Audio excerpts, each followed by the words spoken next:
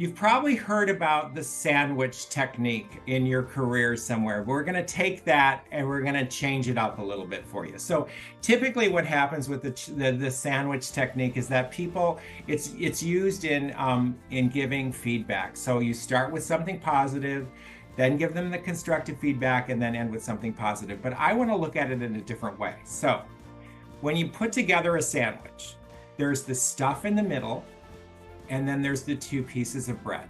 So the top piece is the expectations that come down to the middle manager from on high, I guess is the best way to talk about it. And that's where, what do we want to accomplish as a company? What do we need you to do as a manager? And how do we want you to do it? And so then the bottom piece is where what's coming up from the direct reports, which is, why are we doing this? Why do we have to do it this way? I'm not really sure what you're asking me to do. So there's a whole bunch of stuff in the middle. So if you look at this overstuffed sandwich that we have there, there's a whole bunch of items in the middle that the manager the middle manager has to work with. So he's getting pushed from above, and he and she is getting pushed from below. So let's take a look at that a little bit more. So you have anything to add to that, Ro?